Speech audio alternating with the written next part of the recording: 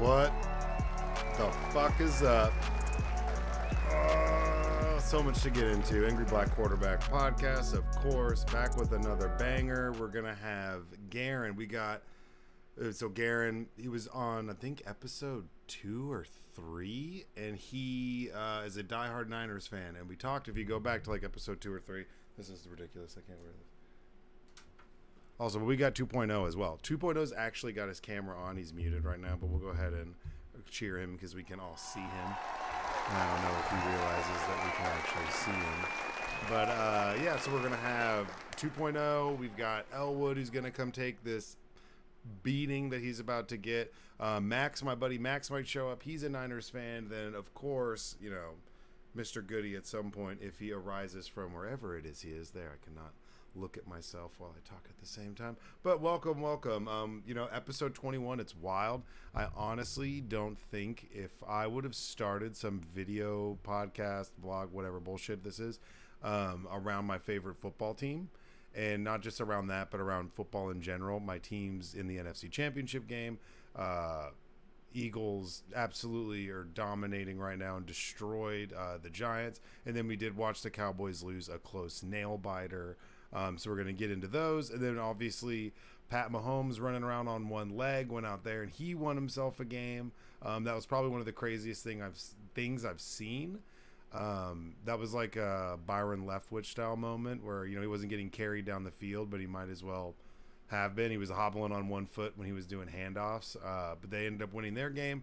And Joey Burrow, you know, Bengals just completely dismantled the Bills at home. And that was pretty bad and, epically kind of sad. I mean, you feel bad, but you only feel so bad because I feel like, you know, going into the season, they were definitely, I thought the Bills were one of the favorites, or at least a favorite for it to be Chiefs Bills championship game all over again, and to see them lose the way they did was pretty bad. Josh Allen, that was pretty rough. But we've got everyone. Elwood's here. He's in portrait mode. I don't think, do I have y'all muted? There's no way. I don't have y'all muted. Do y'all have yourselves muted? Are you guys muted? I think they've muted themselves, and they don't even realize that they've muted themselves. Oh, there he is. Hey, everybody. Captain Grumbles, Elwood. So, hold on. I got to play my sad music. How does it feel? How do you feel after that loss? I'm more grumpy that this podcast is like my bedtime. Well, that's your fault for being a dad. Lord. It's your Yeah, fault. exactly. I had meetings. I had work. I have a class that I have. That's every Wednesday from honestly 5:30 to 9. I rush home. I won an award today. I won. Oh shit! Oh shit, ladies and gentlemen. Big Dick Sanders. Big Dick Sanders, the return. The Goliath is back, and he is a diehard Niners fan, so we had him early on, way early on. Yeah. I think you were the first original guest, other than like these other, like, whatever, co-host goofballs I have. You know, Joe, you can unmute yourself whenever you want, man. Is it not bad enough I got to be with Eagles fans? Now you're bringing 49ers there fans? Could potentially be 2 Niners fans on this show today. Yeah, one's enough. Well, that's because I'm about to play them, and we talked early in the year. He was confident about his team, and now I had to have him back. I right after the game, I think I messaged you and was like, "Yo, bro, you got to come on this week," because now we play and we talked that the Eagles and the Niners, because Cowboys and Niners is definitely a rivalry at this point. Yeah, been a rivalry. Hey, Garen, if you'll turn your mic up too, your mic's a little low. But it's definitely a rivalry at this point. They've met this many times, but this is like the biggest. I mean, this is the biggest. Have we played at this stage before? I don't think we ever have. We've played in the playoffs before, Niners Eagles, but I'm not like. I think this is the beginning of a whole nother rivalry. But before we get into the Niners, like, what do you think went wrong with the Cowboys? What frustrated with you about that game? I was actually on Xbox and a party with Warden while watching the game, and everyone got mad at me for saying it, but I had a eerie feeling around third quarter even. Oh, really? And I go, guys, this is gonna end just like the last. I was like, it's gonna come down. We're not gonna make it happen in the last. It just everything about that game felt like it was ending the exact same way, and um, it's a bummer because our defense, I think, played lights out. Especially only giving up one touchdown. Um, there's only so much they can do after dominating in the beginning, but then our offense just puts them right back on the field with turnovers, And San Francisco, as good as we were stopping the run game, when they're out there for so long, it just beats us down, and you can't really stop it for the whole game. So Dak let us down. I will admit it. Uh, for a guy that's been a Dak person for since first time I saw him play in the preseason, it was pretty bad. I was pretty upset with him. Just stupid decisions. And that's the thing. Like, I'm just tired of I was thinking watching the Cincinnati, like, when is Cowboys going to get a Burrow? Well, Like, Well, I mean, even that's just everyone across the can say board. that though. That's like when am I going to be so bad that I'm going to get a number one overall pick, and then I'm going to get like one of the best rookie seasons we've ever seen by a receiver in Jamar Chase. You have to be pretty shitty to get those two picks. Well, I think the Bills. I even think like the Bills Lamar GM said that. Jackson. The Bills GM Uh, was like, you'd love to have Joe Burrow and Jamar Chase on rookie contracts, but you got to be pretty bad to wind up with those two on those contracts. And he's like, we don't really. He's like, I don't go about I being that think what's bad. more impressive about Burrow is what he's done this year, what he's doing in the playoffs. And out of all the elite quarterbacks, he has the worst offensive line. Yeah. And he's still pushing through and Well, winning games. In all right. games that people aren't expecting him. Let's be real. Everyone thought Buffalo was going to put a hurting on him. Yeah. All right. Well, first off, we got Joe, who just figured out that he was muted the whole time, and we were watching him in silence. Welcome to the show. Welcome back, buddy. And then, how's your mic now sounding, Mr. Saunders? Do you hear me? Oh yeah, you're good. You're Okay. good. Yeah, you're much Okay. better. No, I mean, like, before we get into the Bengals, because we'll get into all the games. I mean, and if anybody's got to go early or whatever, I know it's late. I apologize. Dale Carnegie calls. But what I will say is we've been seeing something. I saw something in that Cowboys game that I hadn't seen almost all year, maybe a couple times, where I saw them look like they've looked like the team looked 2 years ago when they went 8-8. Whenever you saw Smith have, like, you have the rookie left tackle who's been playing phenomenal all year, holding call, false start, like getting multiple penalties in the first half. You see them getting really agitated. Like, no, normally I personally think when, like, Tank Lawrence gets really worked up, he normally over pursues and makes bad plays. But he played out of his mind. He played out of his mind. He Like, did. he And we was needed him very to, and he did. controlled. So when he's out there running around and hyping up and being crazy, I'm like, dude, he's gonna get his ankles broke today, because that's normally what happens. He runs in there, makes a play, makes a good read, Well, and then you someone jinxed yanks us the there ball. because it wasn't his ankle; it was Tony's. Well, Unfortunately, I mean, that's unfortunate. You never want to see anybody Now- get hurt. He's looking for a contract. But Dude, let me just everyone- let me finish my thought. I Okay. think that, like, we saw the Cowboys, like, regress. I in a way that I haven't seen them play in, like, maybe in, like, 2 years. Like, when they've gone back to back 12-5, the mistakes, like, and they always have the mistakes, but it was like something I hadn't seen all season from them, where it was so bad like that the I was huge like, penalty whoa. Like, to on only third put down, well, a couple of was them sacking him, that last and then touchdown tackling drive. Kittle. Yeah, and then they The got a holding, touchdown. the holding penalty on defense was huge. Oh, the holding on defense, but then Yeah. you watch how on their defense. I mean, granted, they let them play, and I mean, Jennings is an agitator as fuck. And I know you were watching, you saw this, Garen, but he was out there, man. He had Diggs all worked up. He had Wilson worked up, and Wilson's a beast. I'll be honest, that dude is scary. He'll come down and pop you. But the DBs were so busy, like, slapping around with the other receivers and getting all, like, worked up, and everyone was so agitated that they were making sloppy plays from time to time. It was like the Niners, while it was a close game, and the Cowboys defense played great.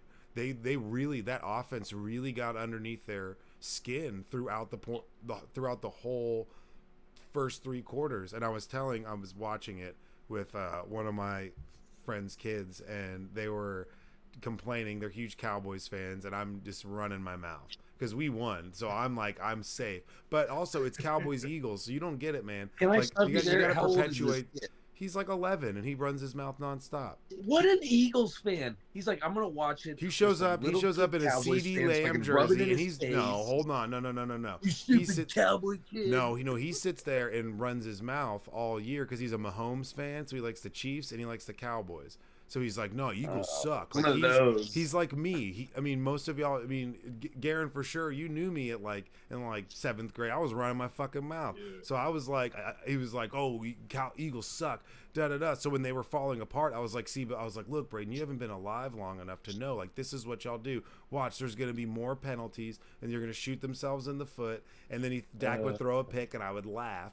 And he was like, get seething mad, but I have to perpetuate that because he's like, I'm like, no, I'd rather for football. Like, I'm your enemy, man. I'm an Eagles fan. When you said he wasn't alive as long as that, it's the same thing I have to talk to my wife Karina about, where she'll get super upset at things because she's technically a diehard Cowboys fan, but I turned her into a Cowboys fan. Yeah, okay. So she's new into it. So I have to tell her, like, hey, you're new Cowboys fan, like. And she started when they did that, what was it, 12-5 or whatnot, where we lost first round, or even beat the first round of the Seattle, and then lost when the they second went 13-3, with 13 and the Yeah, infamous 13-3 yeah. season. Yeah, I remember that one. That was funny. And so she gets so angry and mad, and I'm like, okay, she's got to just get used to it. Like, she hasn't had the 20 years of devastation. But like, we literally watched some players and some people who've been playing at an elite level like regress, and you saw Micah Parsons regress towards the end of the year. He still made plays. He was still all over the place, but he wasn't as impactful as he could be or should be in like the moments where you would need him to be. Like he was clutch as fuck in the beginning of the year for y'all, where he was making plays, and it's not that he didn't make plays in the game, but it's like they didn't carry the same weight. There was no momentum whenever the Cowboys made a big play. There was no like carryover, like where it's not like, it's almost like they were like, ooh, like relieved they made a play, as where whenever like the Niners were making plays in the second half, it was like, all right, let's go. Like, I didn't see that from the Cowboys the whole second half and end of the fourth quarter. It was just like, what are they doing? Like, what is... I think who regressed the most was Kellen Moore. It was like once Pollard got hurt, the play calling just went pass heavy. Well, that's what happens when you're behind. They couldn't run the ball. Zeke ain't built like that, man. We weren't behind double digits or anything, to the point where it's like, wow, we got to go down the field and just chunk the ball. It was like Pollard went out, all the running plays went out of the playbook. And Zeke, even though he hasn't been Pollard, he was averaging like 4 to 5 yards a run. He wasn't doing bad.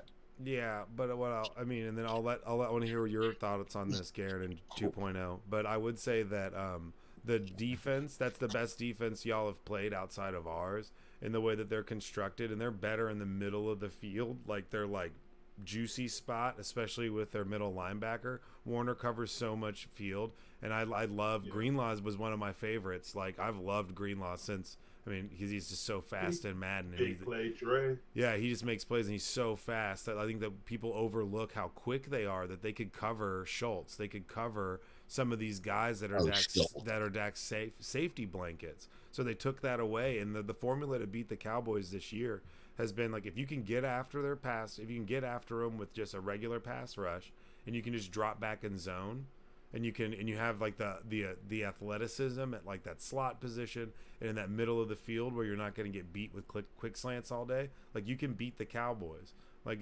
but Dak's problem wasn't a zone thing, in my opinion. It was tunnel vision on CD Lamb once Pollard went out too. Well, yeah, well, obviously, but that's, it was like all he was seeing was CD. It was like, dude, even that play where TY was wide open. Well, yeah, but that's the one that in the middle of the field, the one in the middle of the field where TY was open. Yeah, Fred Warner was covering CD, and yeah.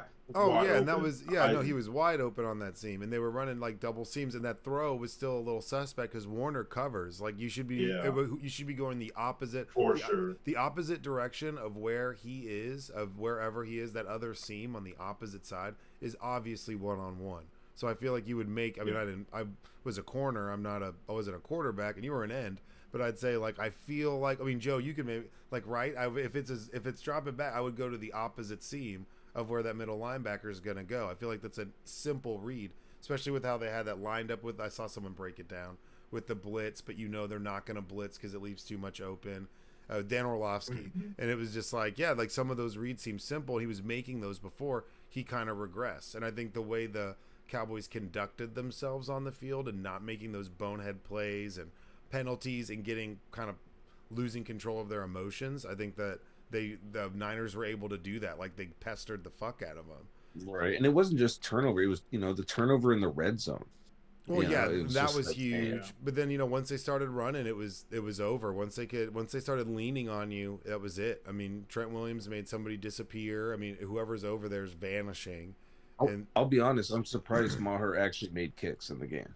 Well, the first one after that first, the first one was going to be a miss. That was going to be a miss. It was shanked hard. That's why he can make field goals. He can make field goals, but he just can't make extra points. Yeah. Oh yeah, I joked about it with Ward, and I was like, "Watch, he's gonna miss every extra point, but he'll make all 50 plus." All right. Well, what did you think about, as from a Niners perspective? What did you think about this game, G-Man? And then 2.0, I want to hear what you have to say about this. Sorry, go. Before the game started, I figured that the game was gonna be a close game.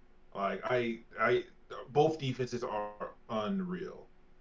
I thought that Dak had an edge, and I thought they were going to throw it a little bit more. Well, combination of screens with using Pollard, but when Pollard went down, I thought the game was over. I thought we had more of an edge at that point because Pollard was more explosive and has a better chance of ruining our defense.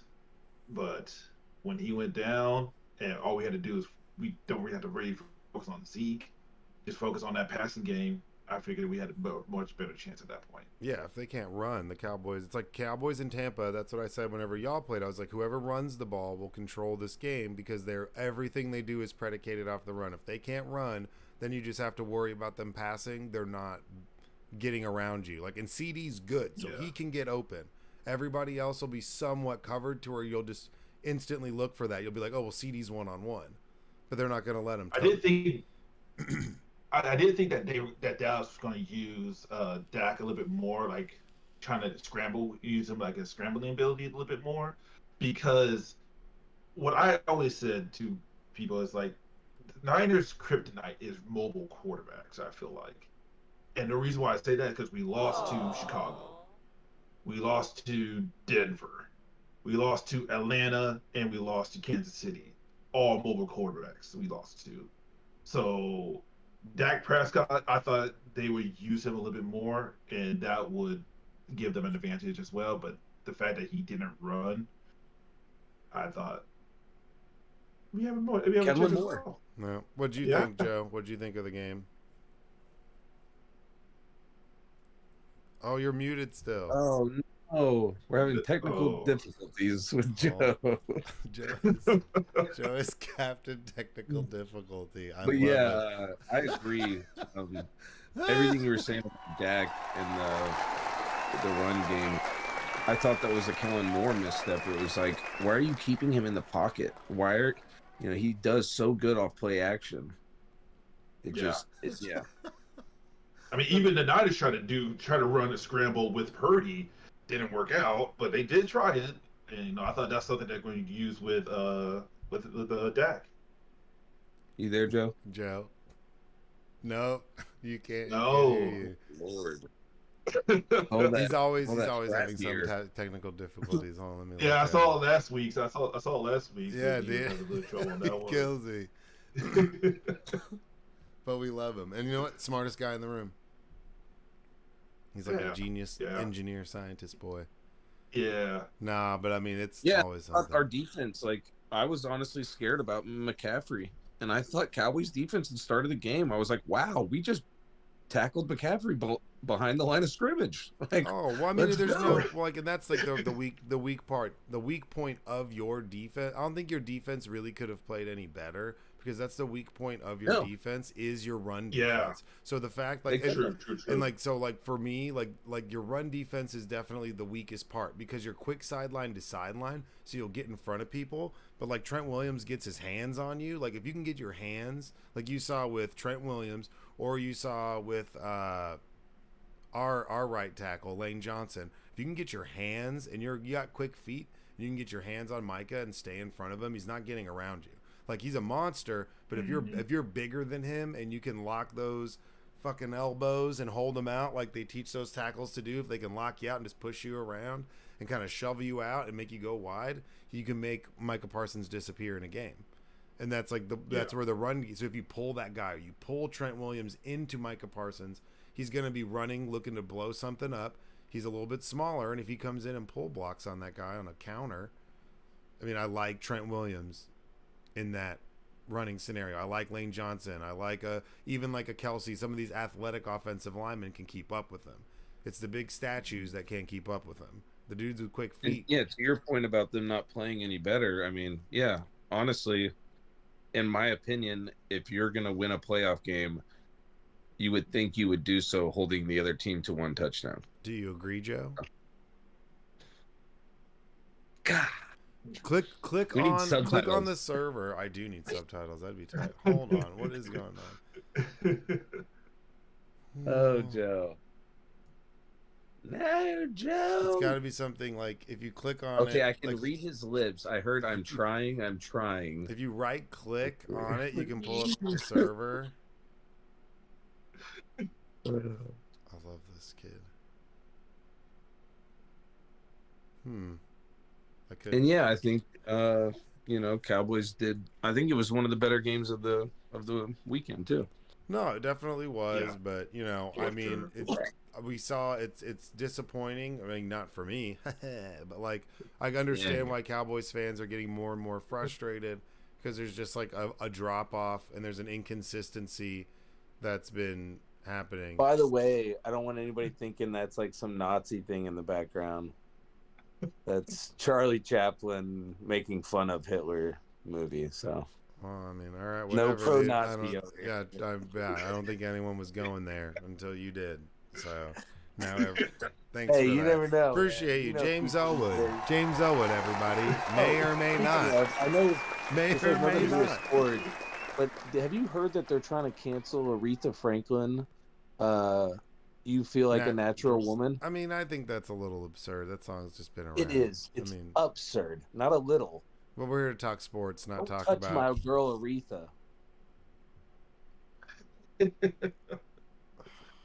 All right. Well, let's talk because let's talk about. Do you want to talk about? No, we'll wait. We'll talk Bills Bengals because that was another big game. Bengals destroyed them. It looks like the Bengals are here to stay. Joe Burrow is legit. I love me some Joey Burrs. He's great, but it seems like they're absolutely here to stay. Hello? Dude, let's be real. That video of him spinning in slow motion. Did you say something? Joe? Joe, we can hear you, I think. Now he actually lost the ability to talk.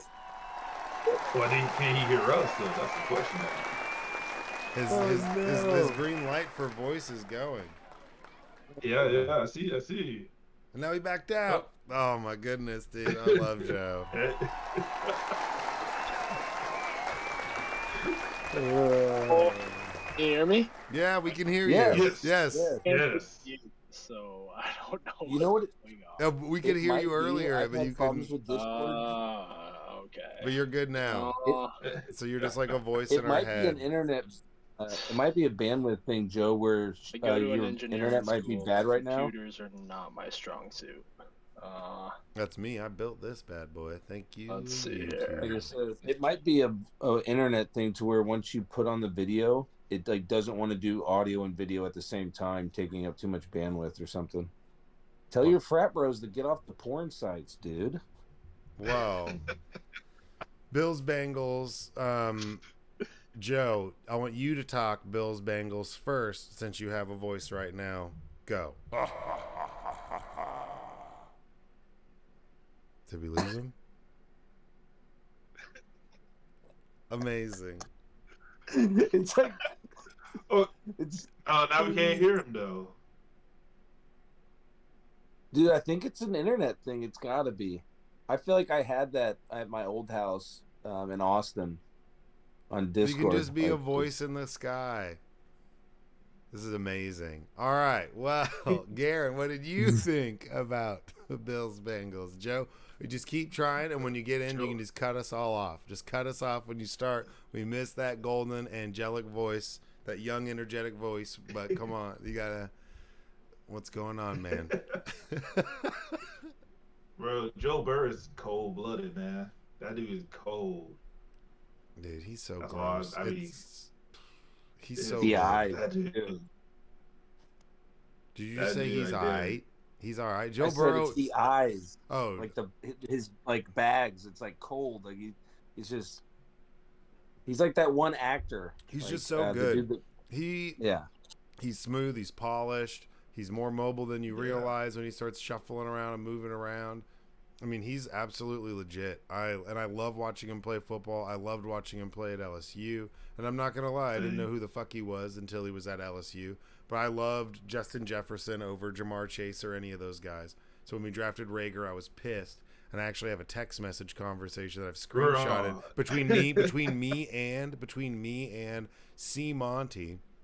And I told him he was talking shit, and I was like, I didn't want him, I wanted Jefferson. And he's like, nah, bullshit, da da da. And I was like, no, dude, I think Jefferson's gonna be uber legit, and this is like the day of the draft. And then he always tries to deny it, and I'll just text him that screenshot about like I didn't want Rager, I wanted Jefferson, like I knew, but they're super legit. I mean, that team is good. We'll see how long they can keep it together. But Joe Burrow's just clutch. I mean, some of those throws, the weather was bad. They're on the road. He just doesn't give a fuck. He's so much fun to watch. It's just golly, man.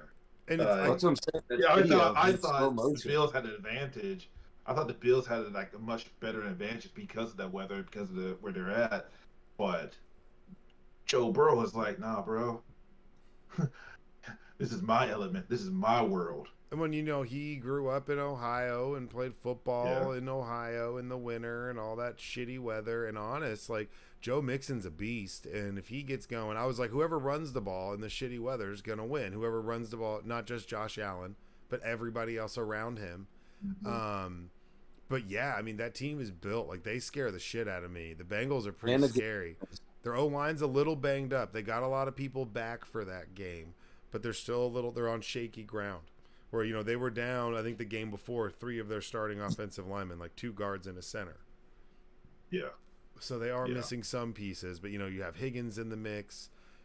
I've said for years, like Tyler Boyd would be like the star receiver anywhere else. He's like the fact that he's their number like 3 or their slot guy is absurd. 3. He's their 3 because Higgins, I guess, is their big possession guy. Like that's wild.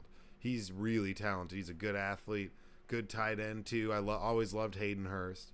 Shout out, shout out to Madden. He was always a good late round scoop up at tight end who you could develop and pump training into because he's fast, he's tough, but I like how he plays. Like that team they're built to go anywhere and win. And I give them the edge over Kansas City, but the Bills are just on the fact that he's undefeated against Mahomes. Yeah, exactly. Joe, just go, no video, just audio. Let's see if it works. Tick tock, tick tock. I feel like when this happens to Joe, you need a soundbite that's Joe screaming from Family Guy. Well, I'm just wondering why. That's very weird. So I'm gonna mute him. It might be an internet thing. Unmuted him.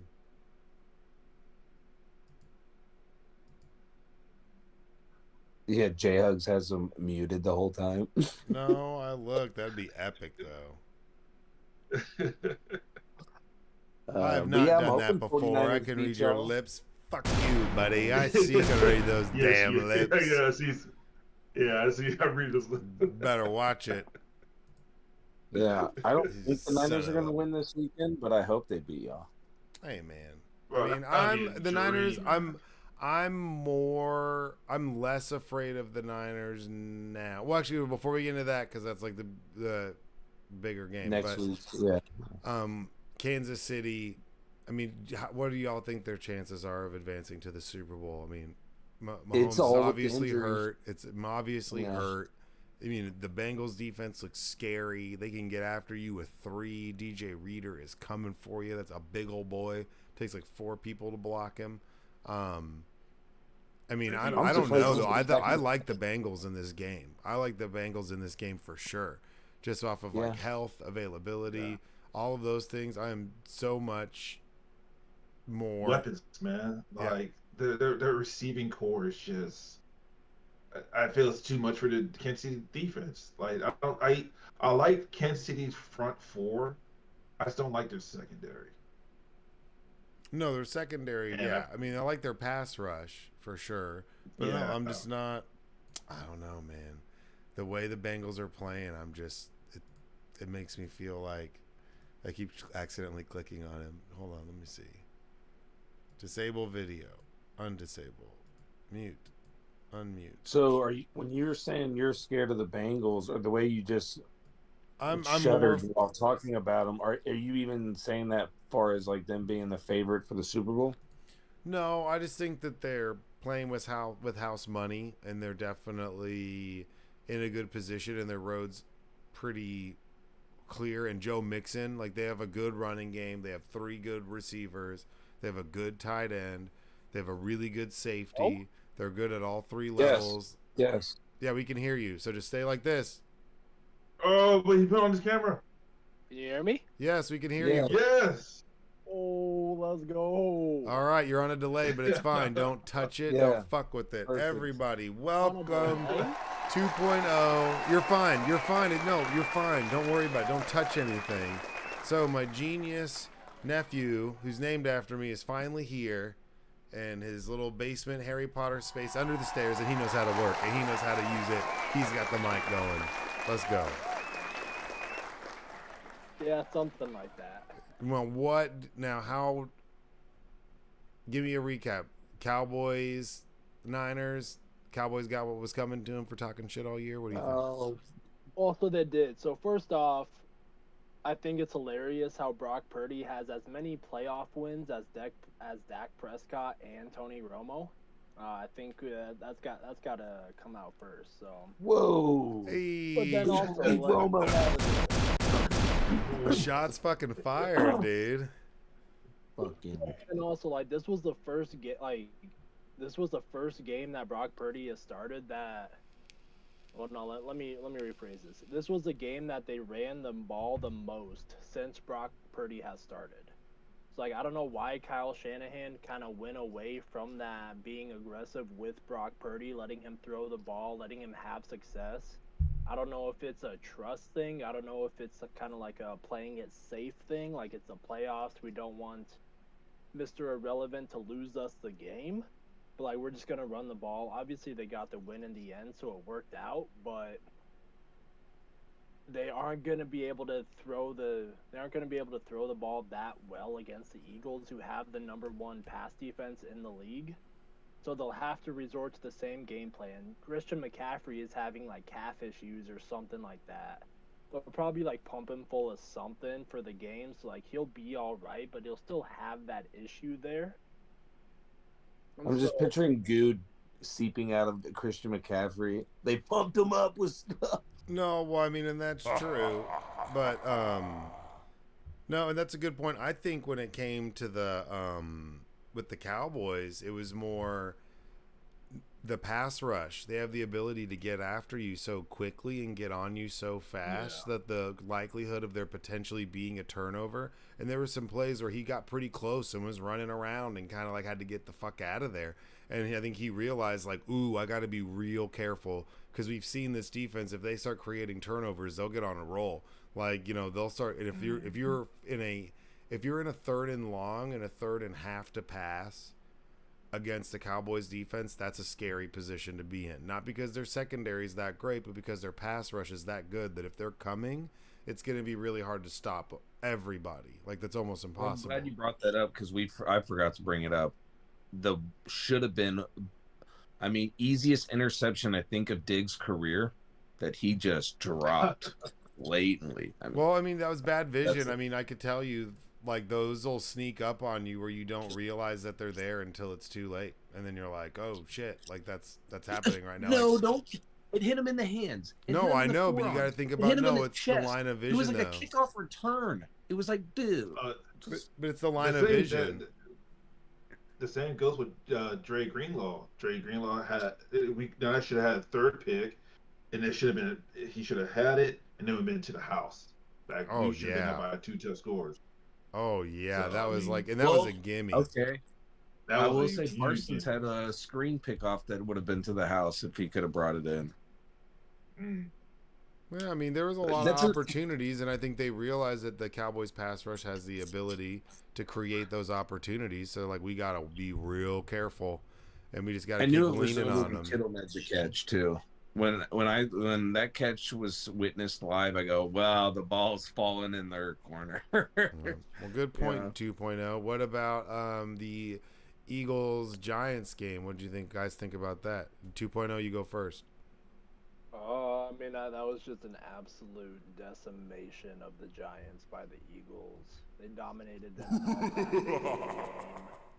Didn't even look close. Like, you would think, like, based off how close they played each other in Week 18, that the Eagles would, or the Giants would be able to carry some part of that game plan over into their playoff matchup, except they would have Daniel Jones, they would have Saquon Barkley, they would have, like, these upgraded personnel against like a game plan that proved to work against the Eagles, but the Eagles must have planned for that. They must have counteracted it, and they just absolutely shut them down. Yeah, that was really wild to watch whenever, like, it's almost like they held back a lot of their playbook, and whenever they played in the last game of the year, like, it was so Manila, and we saw so many different looks. The Eagles ran the ball, so many different people touched the ball. Bradbury got giant revenge. I mean, that was such a wild ass game and such an ass whipping. It wasn't even close. That's why I'm like, well, we don't really need to talk about that one, because it really was. It was like they always talk about, it's the third time. Oh, it's gonna be tough, and I think those teams are like 24 and like 14 or something. So they're 21 and 14. So The saddest part about it was the pre-show where people were like, "The Giants have a real chance here tonight." Well, that's because like, people once are the game Eagles started- haters, man. Like, people hate us, and I totally get it. Like, that's the whole point, is like, they hate us. So it's fine. Like, people don't want us to win. People actively root against us, and that's totally fine. Like that, like, it's just, it's like being a heel in wrestling. Yeah, but us being an Cowboys Eagles fan is people- like the Eagles are like one of the heels of football. So it's like, oh, fuck them, and it's like, hell yeah. Like, or the Raiders are heels. The Niners are borderline heels. You should be considered heels, but you're not. Potentially are everyone that's not a Cowboys fan, because what other show on ESPN has their host that's main objective is to talk shit about the Cowboys and their fan What do you mean? base? His co-host It's is a Hall of Fame, Ring of Honor Dallas Cowboy, so that's perfect, because the other person's the biggest homer that's ever existed, and is like smoking crack on the way to high school football games. And me and Garen rode the same bus, and we saw him get arrested in real time. That happened. So, I mean, that's fine. If Stephen A. Smith wants to talk shit about the Cowboys, that's fine. He can, fucking Michael Irvin can go up there in his tucked in jersey and his fucking jeans with his Gucci belt, all probably coked out, running his mouth like I've seen 100 times when I go to Cowboys Stadium. This is our house. This is our time. Get out of here. So it's a Cowboys hater and like the ultimate cowboy, who's like, the lack of accountability for Michael Irvin is so incredible. It's so incredible. Like, he should have been, if there's cancel culture, Michael Irvin should have been canceled years ago. Like, Emmitt Smith should probably have his job. He just doesn't want to talk to people. What, we're canceling people just on? I'm just basement of saying. drug Well, it's use? not just that. I'm Come just on. saying. Like, it's just funny that, like, people complain about Stephen A. Smith being a Cowboys hater, and that's like his whole personality. But the other person is like, that is his personality, is the fact that he was a Dallas Cowboy, or at least now at this point. Yeah. Troy is like more branched out, where he's not like, well, the Cowboys are gonna go out there. He like talks like, Troy's always hated the Cowboys ever since he left. Why? He's I think just he's a. What? listen to every game he's announced on the Cowboys. He does not talk good I about think he, it. no. I think every Cowboy fan says that though. I Every think he Cowboy tries to fan be says that. objective because he wants to get big. He wants to be able to call the games and not be like, hey, like Moose Johnson, Well- who's like, when I played, I used to sit back there and. Well, I now would- all that being said, I think Troy and Buck are the best. They're the closest we've gotten to a Madden, and Pat. Pat, yeah. Yeah, but I'll no, say that. but all right, but enough about the, Michael Irvin's just ridiculous. So I'm just saying, so, you can be a Cowboys hater, it's fine. But the heels, I wouldn't say the Cowboys are the heels of wrestling. They're way more like the person that gets the belt, and you're like, why the fuck does that guy? Who the fuck likes Ricky Steamboat? Who likes Actually, I Ricky have the best Steamboat? analogy if we're going Give wrestling. the Intercontinental Championship back to Macho Man Randy Savage Dallas and Cowboys fuck Ricky are Hulk Steamboat because Ricky Hogan. Steamboat's a bitch and no one roots for that guy. Who have you No, ever met never. a Ricky the Steamboat fan? Never. But everybody loves Macho Man Randy Savage. Dallas Cowboys are Hulk Hogan, but Hulk Hogan when he was at the end of his career in the NWO. Dude, that was tight. I had that WCW versus NWO Revenge. He once on was great. Nintendo 64. Now It he's was just an lit. old man wrestling. That's Cowboys. All right. Well, Joe, What? tell me about the other games. What on? Bengals, Bills, anything? Thoughts? Yeah, that was a complete surprise. I mean, everybody and their mom was on the Bills. And props to the Bengals. They felt slighted by the NFL already selling tickets to the Bills Chiefs AFC Championship game in Atlanta. That's wild. Yeah. Like, from a business perspective, I get it, but, like, if you're a Bills player, you have to feel slighted by that. And so props to them for going into Buffalo, getting the win when nobody thought that they would. Well, I mean, I think we Bills talked about it. We still said doing the playoffs. on the show, they're riding like an emotional wave right now. They've been riding this wave up and down, and they snowed in, and the travel, and the missed flights, and the cars, and the whole community came together and moved the guy with the biggest house, like moved all the snow off of his driveway, and missed work to get him to the football game, which is awesome. But they've been through so much, and then that's even before the Hamlin thing happened. Like, they had been through so many travel issues, layover issues, weather issues being up there, that it was like a bound to catch up with them. I think the last 6 weeks of their season had been such an emotional roller coaster that I was almost like waiting for a pin to drop with the Bills, as opposed to like, oh, I think they're going to overcome this, or like this is going to pull them closer together. I think they were already tired. I think that they maybe went farther. They won the first week off of just like sheer inspiration and spirit, because I think they almost lost that game too, right? They almost lost to Miami is who they played, if I remember correctly. And Miami with a rookie backup, ninth string quarterback. Apparently those guys are great. We'll find out this Sunday, bitch. Because Josh All aboard. Sweat is healthy, baby. No, he's like one of my faves. Nah, Nah, come on, man. But I'd say that the Bills are riding this roller coaster that I'm not surprised that they at home in that bad weather. That's definitely set up for them. But the injuries, the missing personnel, as well as, like I said, the travel issues, the weather, all those things, I think that made a big Did you difference. see the footage Bills of couldn't Diggs sustain like it. yelling at Allen? Well, I think he's passionate, man. I mean, Diggs is like a passionate fucking dude. You're talking about one of the guys who's they're homies. Yeah, you're talking about a guy who's made one of the greatest playoff highlights of all time in that Miracle in Minnesota play on that touchdown with time expiring. Like that, like he's been like there's very few people in the league that I'd say are hungrier for a Super Bowl than Stephon Diggs. Like at the wide receiver, there's very few people who are like, I really want a fucking Super Bowl. Stephon Diggs is like chomping at it, and he's made plays to try to get there. But he's like, you remember the end of one of the playoff games where he stood at the tunnel and watched the celebrations. Yeah, that's how you know how hungry that guy is. Like, that's how you know. And he's just like, oh, and they're super talented, but how long can they keep it together? Well, also, like, should we, like, is it time to start talking about the Bills are like the Cowboys? They just can't perform in the playoffs? Like, Bills Well, have been one of the top teams in the AFC for the past 3-4 years, and they haven't gotten past the divisional round. I could be wrong. Don't no, quote they me lost in on the that, AFC Championship game, and that's the celebration they watched, and that was like a fucking shootout duel.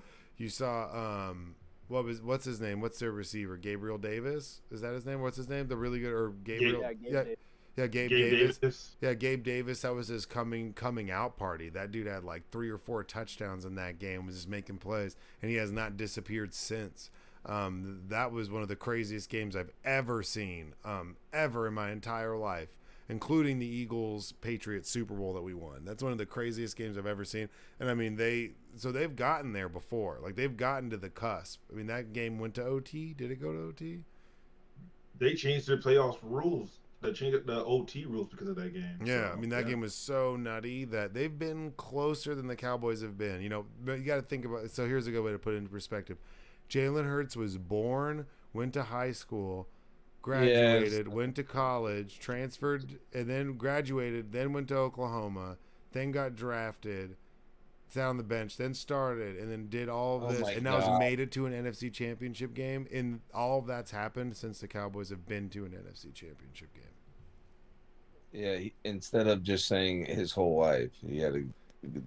Since before, since before, a sperm, got into an egg and it created Jalen Hurts. The Cowboys haven't been to an NFC Championship game.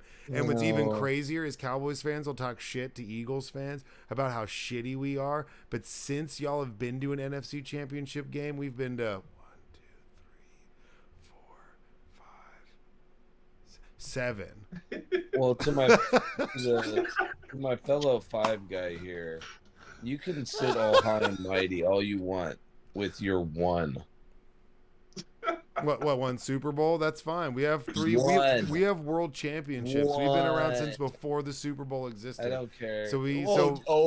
Now we got to go before the NFL even existed. We're one of the birthplaces of backyards football. Of Philly. That's like talking shit to a Toronto Maple Leafs fan, and you're like, your team sucks because y'all don't win the Stanley Cup. And they're like, we're one of like the original 8 franchises that helped your franchise even come to be. So eat a dick.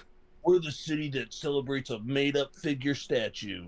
Yeah. Hey man, there's a lot of people who've been inspired by the song "Eye of the Tiger," and how dare you? Remotely, at least San Francisco slander and Rocky. 5. Hey, we can do it. Here, you're the little lone pinky. You got 4 more fingers to go, buddy. That's fine.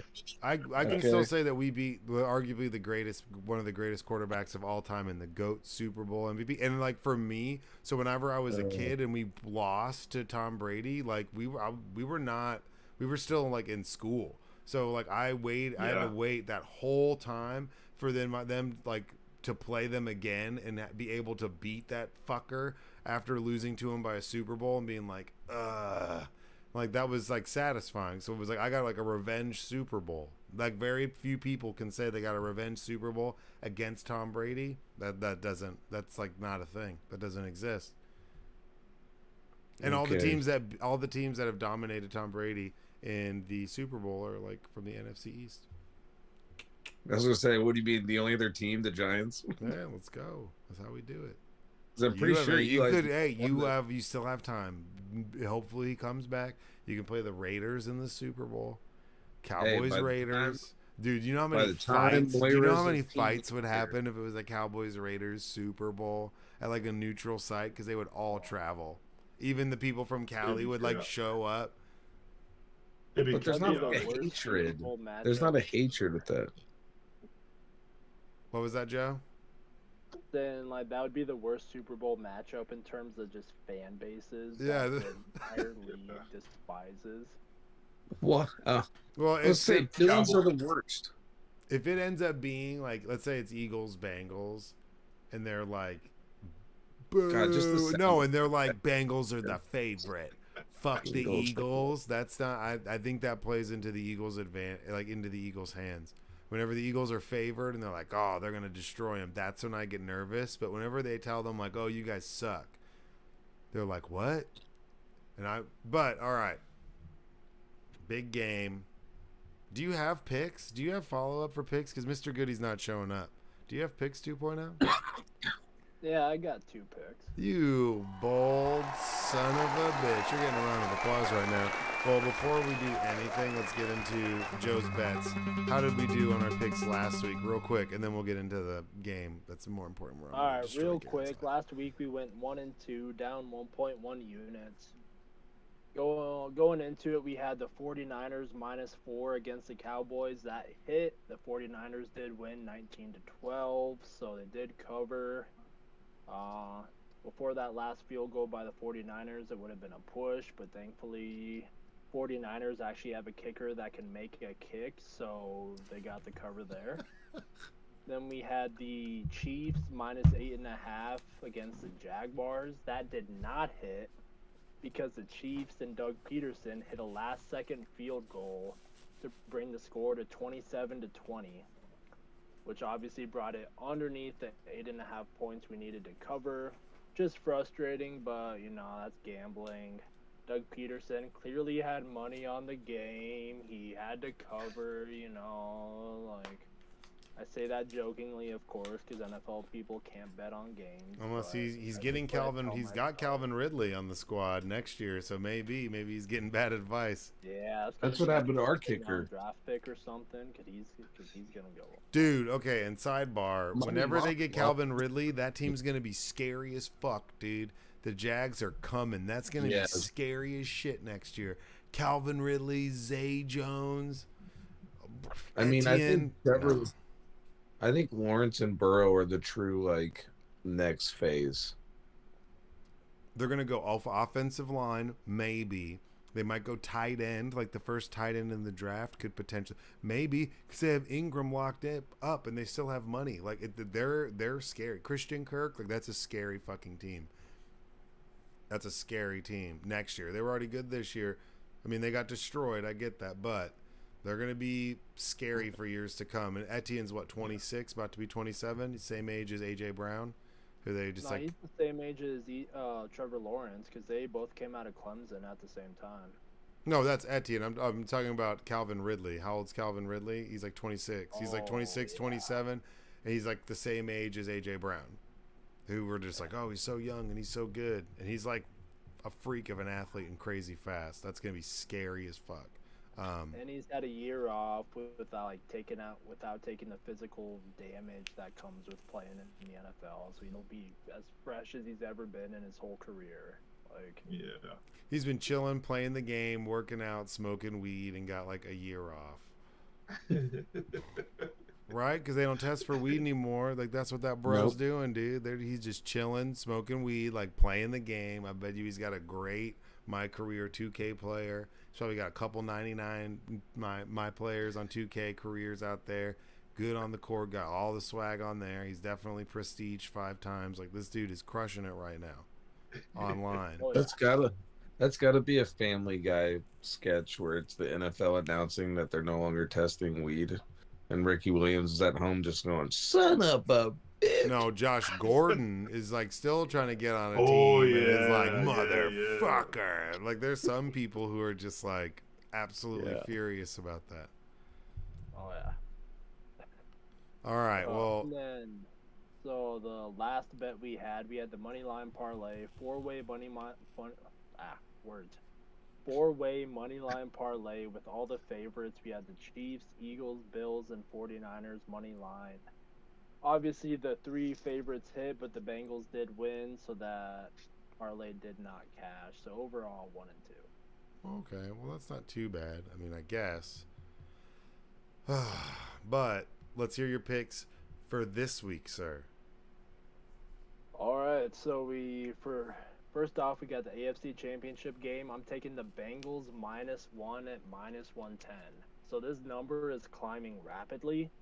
At one book, the Chiefs opened up as 3-point favorites. Now I think the line is down to -1.5 for the Bengals or something like that. I think Vegas had it at 2.5 for Bengals. Yeah. So a lot of money coming in on the Bengals. I think most of this money is coming in because of the high ankle sprain that Patrick Mahomes suffered last week. A high ankle sprain, that's something you can play on immediately right after. But anybody in the and words. Anybody in the NFL, like that's a 2 to 3 week healing process, and so the fact that he has to play this week again is a little bit concerning. There was a press conference that Patrick Mahomes did, and as he was leaving, there was no boot or anything. He was walking off. He was walking fine. So maybe the Chiefs exaggerated this injury because there's really no like guideline or oversight or anything for them to accurately report injuries. So that could be something, but based off what we saw against the Jaguars, I'm going with the fact that that's a high ankle sprain. And so because of that, I don't think he'll be the same Patrick Mahomes that we're used to be seeing. He still has his arm. He's still going to put up points. Him and Travis Kelce are still going to get theirs. The Chiefs are still going to have success. But we're not going to see the same Mahomes magic that we've seen the entire season, that we've seen the past 5 years of his career, or however long he's been in the NFL. Also, Joe Burrow is 3-0 against Patrick Mahomes. This is kind of, you can make the point that this is the spot for Patrick Mahomes to finally get his, but with that high ankle sprain, I just don't really trust him to do that. The Bengals are also coming in with all the confidence in the world. And the Chiefs, their defense is still the weakest point of their team. It's the reason why even when they were favorites for the Super Bowl, I did not like them at all for that bet. They've allowed at least 24 points 4 out of the last 6 weeks. And so I think the Bengals offense will be able to have success. The Chiefs are going to get theirs, but I think the Bengals offense will just be too much for the Chiefs to handle. So I'm going to take the Bengals -1. All right. And what about the other game? Or do you have any disputes? Does anybody think the Chiefs are going to win? Because I'd say that we saw Patrick Mahomes play in the Super Bowl with an ankle injury and missing some offensive linemen, and they lost that game to Tom Brady and the Bucs. So like, Bengals did cover in that game. I just like to point that out. Okay, but I mean, because we've seen Pat try to play injured, still make plays, but it not be the same. And it's like, if depending on the weather, that high ankle sprain, we'll see what it looks like. If it's a nice, warm, sunny day, he might be able to stretch it out and feel a little bit more loose than he normally would. But if it's a cold, shitty, frigid day with snow or borderline snow, or closer to 32 degrees, it's going to be tough with a high ankle sprain and like off of a week. Like, that's going to bug the crap out of you. You can only tape that so much. There's only so much you can do because it's in such a weird spot that it's just, there's not much you can do besides, wait it out. I mean, they're going to obviously dope up his leg like you said they were going to do with McCaffrey. He's getting some painkiller shots in that before he goes out there to play. But, he might have push-off problems. Joe said, though, him playing on it with the adrenaline, and even that, with the adrenaline kicked in, it looked bad. And that's what I was thinking. I was like, just, in the moment, you can push through it a little more. But he was hobbling, and all I could think was, dude, in a week, that's going to hurt like hell. Yeah. When that's his plant foot. So he's righty. So if he drops back and plants, or shifts, or moves, or rotates, or spins out of something, that's his dominant foot, If it's his left foot, it's a little bit different. That's why you saw some of those throws he was making were fantastic, but that's all like shoulder, elbow, just like him flicking it the fuck out there because he has that ability. He has such a cannon of an arm. He doesn't have to like step into and drive every single throw, but that can catch up with you. Like, you can misjudge that from time to time, and that ball can hang up a little bit, and Bates will snatch that hoe.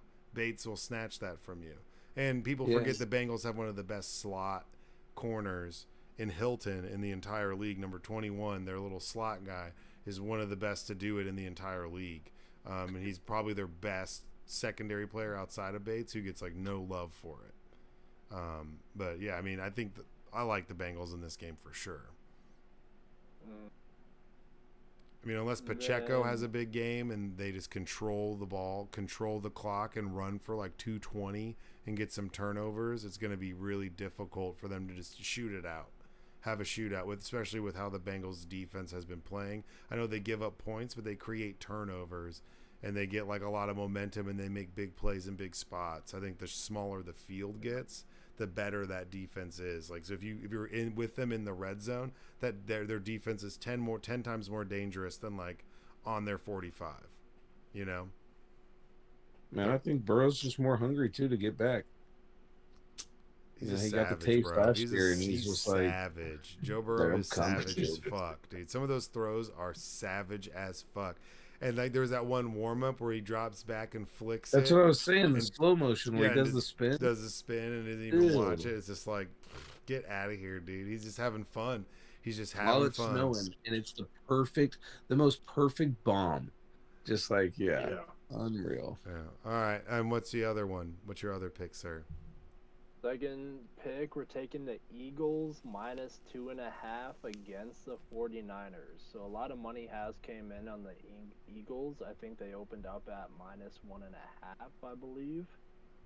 But, I mean, the money coming in is with good reason. The Eagles absolutely demolished the Giants last week, as we talked about a little bit earlier. They also have the #1 pass rush in the league and are backed by one of the top overall defenses. Jalen Hurts looked good last week, and I expect him to be even better this week. Same with Lane Johnson. Then on the flip side, this will be the first true road test for Brock Purdy. He did play on the road in Seattle, but the 49ers outmatched the Seahawks in every aspect of the game. That really wasn't much of a game. And then they also did play in Las Vegas as well, but like every Raiders game, half the stadium was full of 49ers fans. So this will be the most hostile environment that he has played in. And then as I talked about a little bit earlier, Kyle Shanahan did run the ball more last week than he has in any week since Brock Purdy has been at quarterback, and they still only put up 19 points. They could try and go back to a little more aggressive game plan with Brock Purdy throwing the ball more, but the Eagles do have the #1 ranked pass defense, so good luck with that. And then, I mean, it's all stuff I talked about earlier. Christian McCaffrey's got that calf injury, so who knows how effective their run game will be. And just the number of questions surrounding the 49ers coming into this game, I just like the Eagles. I think they'll be too much for the 49ers, and so let's grab the Eagles at under a field goal. All right. Well, now that's bets, everyone. 2.0. Rounding it out, doing his research. How'd that make you feel, Garen? It hurts, you know. It hurts. I would But make it. oh, go ahead. No, you go. You can go first. You go first. I was gonna say he brings up a valid point with the Eagles defense. 65 plus sacks this season. 65 plus We sacks. finished the regular That's- season with 70. So we finished with 70 on the dot. 70 sacks. And I first see. team in history to have 4 guys with over 10. And that's yeah, like, what? Sweat, that's- Hassan Reddick, Hargraves, which is a defensive tackle. And then who's the other one? Brandon Graham, who's like still like out there just getting fucking sacks left and that right. kid's- Yeah. The thing is, on our left side, not worried about my left side. Brock Purdy's left side with Trent Williams, Aaron Banks, they got that locked down. The right side, I truly do worry about with Mike McGlinchey. That dude cannot pass block. Like there's a video out there of what's his name? The Cowboys Parsons. linebacker. Parsons, yeah, just Throwing knocking him? him over. Yeah, embarrassing. Embarrassing. And Riddick Yeah, so is better. I know- Riddick is better than Parsons, in my opinion. He had a better season, Exactly. and he's like, when you have like the lead, I think he led the league in forced fumbles with like 5 or 6, and he finished the season with like 16 and a half sacks or something like that. And that's just one of those guys because he lines up predominantly on that side too. That's like the side that he normally plays as that linebacker because Kazir White's on the other side, and then we have T.J. Edwards in the middle. So that he's going to get a handful a handful of Hassan Reddick for sure on Sunday. I'm hoping Kittle stays on that side and helps out McGlinchey just a little bit, kind of nudges him a little bit, and then can go out for a pass. If that's able to slow him down, that it could give us a little bit of hope. But I would really worry about that defense and Jalen Hurts running the ball.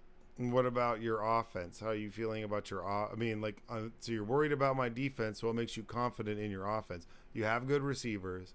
You have good running backs. Mitchell's a great running back. Doesn't get enough credit.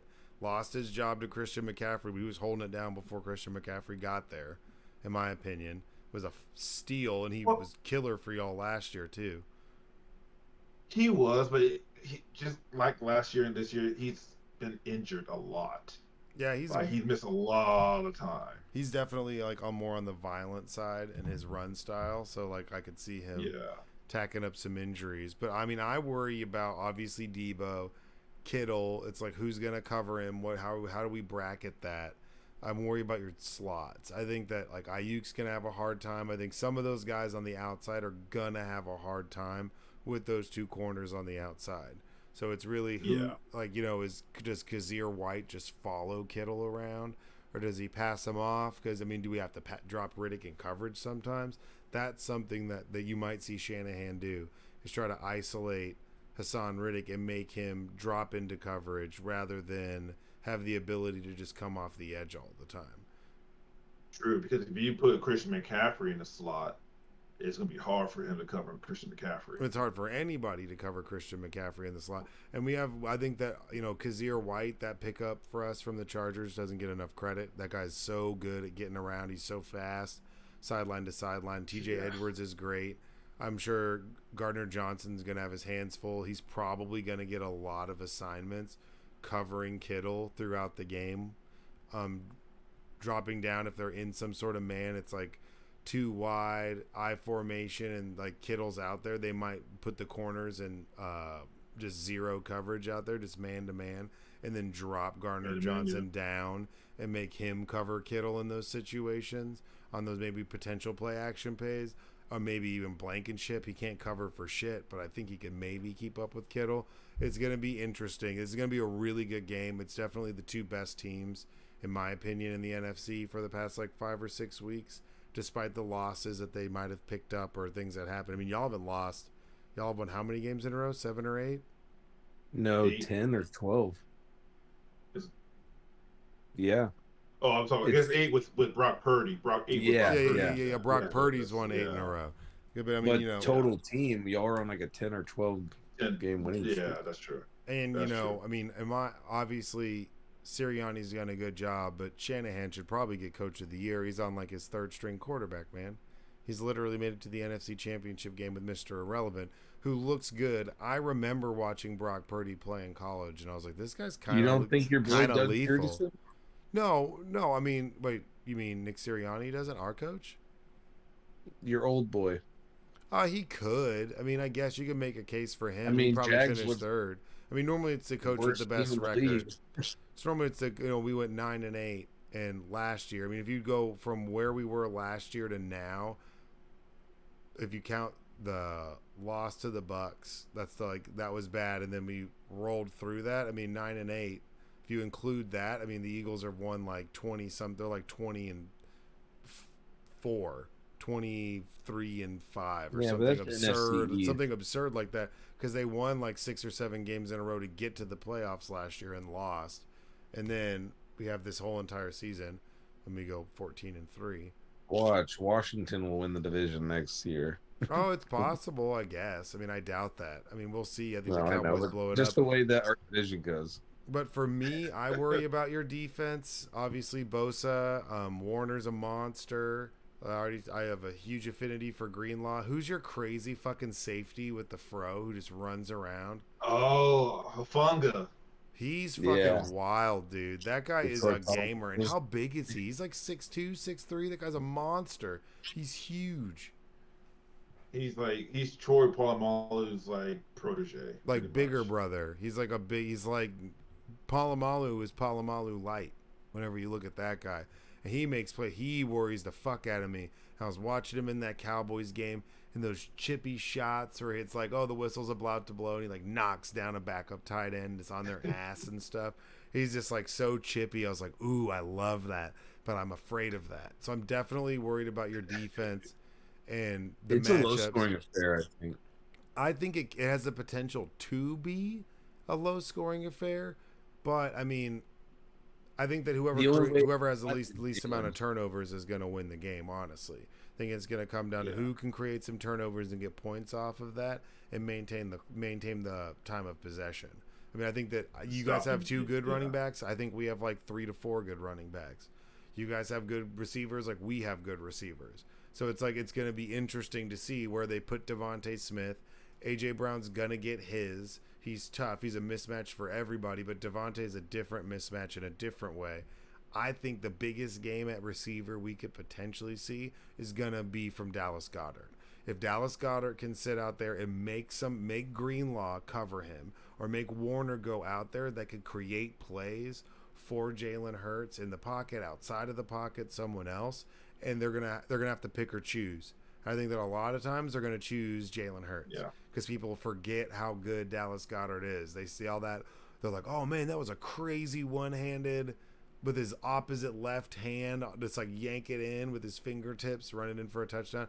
Dallas Goedert is really good. He missed 5 games with the shoulder. That kid's 100% healthy, and he is a better athlete than Kittle. He's not as complete as Kittle, but he's a better receiver in my opinion. Like route runner that dude is fast. Dallas Goedert is fast as fuck. So that's going to be a real interesting matchup, and he might create some real big fits and make people have to get out of their spots. So I think a big spotlight's on him this week for sure, just as much as on Kittle. I think the Jimmy Ward can match up with Dallas Goedert. Like, of course, Goddard's a lot bigger than Jimmy Ward, but Jimmy Ward can keep up with him in regards to covering him and then just batting down the balls if needs to be.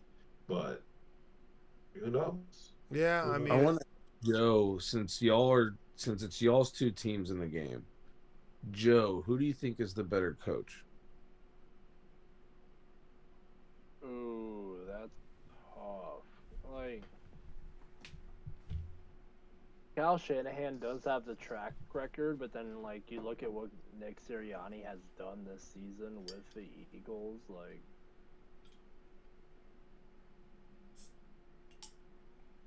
that's tough. They're 2 good adjustment coaches. I'd give it to Shanahan personally. That's what I was going to say. He deserves Coach of the Year. Shanahan deserves Coach of the Year. Then you might be digging your own grave, because just hearing y'all go back and forth in the matchups that both teams have, I think it might come down to coaching. They're both good, but I'm talking about this season and what Nick Sirianni's had to do and overcome in comparison to what Kyle Shanahan's had to overcome to get to this point. He benched. Well, your coach always looks like he's on a bender. Well, he just looks like a Philly dude. He's just a shit talking motherfucker. He's barely it's great. It's great. Like, that's why the city he personifies, that's the whole thing. It's like the trolly nature of being an Eagles fan. It's like I've been nice besides on the podcast, where in real life I'm really nice about Cowboys and Eagles, and normally all of my friends that are Cowboys fans are 100 times more shitty to me about me being an Eagles fan than I ever am to them about being a Cowboys fan. So for me, it's great that whenever they lose, not you, you're not, you don't fall in that category, but there's a lot of them, and you know this because you have some of the same people that are involved in your life, G-Man, who will actively go out of their way. He actively goes out of their way to troll them and be a dick back. I'm normally pretty polite, and my things are, my Cowboys hate is way more like some LeBron subliminal tweet shit where I just post a gif with no words or post something stupid, and it's because I'm just and it's because at the end of the day, it's not the end of the world, but I love to see it because I said, hey, we won our game. I'd love to play you guys the NFC Championship game, and you guys didn't hold up your end of the bargain, man. We're here, we're waiting for you, and you didn't show up. That's fucked up, man. You know David Dobbins, right? Yeah. Oh yeah, D-Dob. Yeah. Yeah. So he was at the game. and he went with my buddy Matt, that's a Cowboys fan, and David's a diehard 49ers. Ever since we were little kids, I've known David since daycare, and the old Cowboys 49ers rivalry. Yeah. He used to come over and just talk shit to my dad about 49ers Cowboys. But yeah, and he called me right after the game, and he was just, and I was, there was no hate. I was just, I was bummed. Yeah, I was well, like, I yeah. mean, and that's where Honestly, I was, Dak fucking sucks. Well, and that's like, I got text messages from people that I haven't talked to in like the whole football season because no one would text me because they don't want to, because they normally will text me when we lose our first loss. So if we lose the first game of the year, then it's, but we won and the Cowboys lost, so they didn't say anything. And then we didn't lose for so long that they didn't say shit to me the entire football season when they normally be talking shit. And then they did for honestly, like one day, and then I got a bunch of like, oh, I'm rooting for the Bengals and fuck you. I get all these. So, but well, I always, it's a fun thing for me to do. It makes me feel a little better after a Cowboys loss is I go scrolling on Facebook and I truly see who the true fans are and the people that are just, going crazy and just saying stupid shit. I'm like, okay, you're not a true like. You're the fans that piss everyone off. Like we should trade everything and go out and get our boy. We need to go get we need Russell Wilson. The same people just that when Joe. Cowboys None of us are dumb enough Tony to have. Homo. It's the same people that are calling Tony Romo homo that were Cowboys fans. And the whole it's these dumb. Cowboys fans. As a Cowboys fan, I know this personally. Romo was the most hated fucking Cowboy every loss. It was always fucking Romo. And then Romo retires, and all of a sudden he is praised as one of the best. Oh, we love Tony because they have all those. I know a Bucks fan who talks to me about how Tom Brady's the greatest Bucks quarterback of all time because he's won the most Super Bowls, and I'm just like, he's been with you for 3 years. For 3 years, and you're already like, yeah, greatest of all time, greatest Bucks quarterback of all time. I'm like, that's the saddest shit I've ever heard. And they'll be like, I know, but it's true. And you know what's sad? Him and Brad Johnson. And Brad Johnson's your other number one because he won you a Super Bowl. I don't like who? Josh Freeman? Who are you picking to be your number one all-time quarterback? Right? Brady goes next. That's gonna happen again. Oh, that's the whole thing. It's like fly off the shelf. Yeah, it's like if Jeter went to another team and was just played every other Thursday, they'd be like, oh, well, Jeter's the greatest baseball player of all time, man. He's a Cincinnati Red. And you'd be like, shut up. Like, eat a dick. That's like if I saw someone retire. He's going to retire a buck. No, he's not. Why would he? What are you talking about? That's absurd. Like, if I saw someone wearing an Emmitt Smith Arizona Cardinals jersey, I'd be like, "What? That's dope. What are you doing? That's ballsy. You're wearing an Arizona Emmitt Smith jersey. Yeah. The fact that someone would know and be like, "That's an Emmitt Smith jersey," like no one even knows that exists. But if it was like the cool one that had the flag on it, you know what I'm saying? The Jake Plummer one, that'd be tight. But dude, that'd be a Jerry Rice Broncos jersey? Yeah. Or Jerry Rice. Well, he made it to the Super Bowl with the Raiders. Or if you had a Jerry Rice Miami jersey, because he played on Miami for 2 weeks and was like, I'm out. I'm done. That's it. I got more than 200 tutties. Joe. So Joe's a diehard Broncos fan, and he's, really pumped about next year and has high hopes. And the one player y'all got that won a Super Bowl with y'all ex-Cowboy, I was happy for. I couldn't. DeMarcus Ware deserved a Super Bowl, and I was. Oh yeah. Unfortunately, I wish he could have got it with the Cowboys, but I was just happy. There's a list of Cowboys that I'm like, I like those guys, and don't give a fuck that they played for the Cowboys. Not that I really care, but there's some people. If you're obnoxious, I'm not gonna roll with you if you're obnoxious and you played for the Cowboys. Like Michael Irvin gets on my nerves. I feel like that's totally justified. If you're not a Cowboys fan, Michael Irvin would get on your nerves, just like Donovan McNabb would get on yours. Well, I think Donovan McNabb gets on everybody's nerves at this point. Oh, if I could go back in time and talk to 13-year-old Joseph, I'd be like, look, he's great, but he's not gonna get it done. He's gonna annoy the fuck out of you. but wait it out and don't buy into Carson Wentz. Just wait for Jalen. It'll get better, and he'll be black, but he'll be good this time. Or better. Not that McNabb wasn't good, but what we're seeing is different. He couldn't throw the ball like that. He wasn't accurate at all. Kind of lost my train of thought. I just got sidebarred.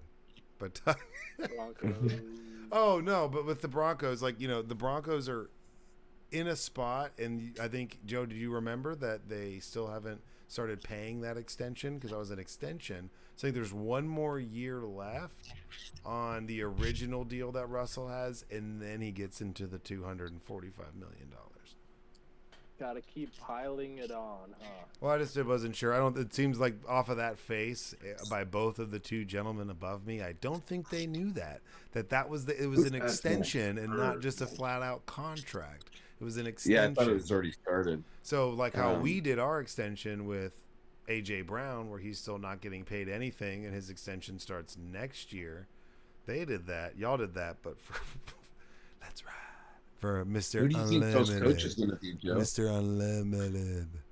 Unlimited. Sorry, I'll stop. But he says that, and he's an idiot. What'd you say, Elwood? Who do you think y'all's coach is going to be next year? Don't you dare fucking say Sean Payton. You son of a bitch. But then the Chargers blew that game to the Jags, and so the Chargers are definitely going to fire their head coach. And I don't think they will. He wants that Chargers job, and so I think he'll go to San Diego. You don't have John Harbaugh anymore, so I don't know. Yeah, didn't Chargers already fire their offensive coordinator though? Did they? I think so. Yeah, they've already. I think they fired some coordinators for sure. That's why I think the coach is safe. We'll see. I mean, Staley, you could easily make a case, but they've gotten better. They got better with him from the year, and I think it'd be like, you know, check the pulse of the locker room and how the team feels about the coach, because it's not like you could say that, yeah, they blew that game and underperformed, but that's like underperformed to our expectations. They were better than they were the year before. Herbert was a better quarterback. Their offense was better. The defense played better. They had a lot of injuries. They lost their free agent corner and J.C. Jackson, like, at the beginning of the year. I mean, I was making a case that star receiver. They were on my list to not make the playoffs, and for about 12 weeks, I looked like a genius when everybody picked them to go to the Super Bowl, just strictly because of injuries, not because that these guys aren't good. Like John Elway syndrome. Justin Herbert's going to have John Elway syndrome. He's going to get close, and he's going to lose to somebody else who's going to get over the hill and make some play. He will get his, but it's not going to be right now. That organization's not at that point. The decision-making's not at that point where I think the scenario he's in won't allow him to fully flourish until he has a little bit more control, a little bit more say in the play calling and in the huddle and the audibles and what he can do. Like year 5, year 6, Justin Herbert's going to be the scariest thing potentially this league's ever seen. But right now, he's still got some handcuffs in the sense that, like, he's not as seasoned as others. Even Jalen Hurts has handcuffs. What year is Herbert? This is second, three. This is his third year. I think so. I know. I can't keep up. When they said Dak was almost 30 the other day, I was like, what? It's like, my God. That blew my mind. I didn't know he was 20. I didn't know he was 20. I thought he was still like 26 or something, like 26 or yeah, right? 25. Yeah. And then on the other spectrum, they're like, oh, but Luka Doncic's 23 still. I'm like, what? Well, I mean, you look like the best year Herbert's had was the year that he came in. But I mean, up until this, but he's on year 3. This is year 3, but his QBRs dropped exponentially each year. His turnovers are about the same. His yards were back up, so he's at a 93. His career stats are 1,400 yards, 94 touchdowns, 35 picks, 96.2 QBR, which is a good QBR. But I mean, he started out at 98 something QBR with 31 touchdowns and 10 picks. But he's never really been a winner at any stage in his career. In high school, in college, he was always really talented, but was always like really talented. It was like, wow, watch those plays, man. I can't believe y'all lost, 35-42. Some of those throws you made were incredible. I've never seen somebody throw a football like you.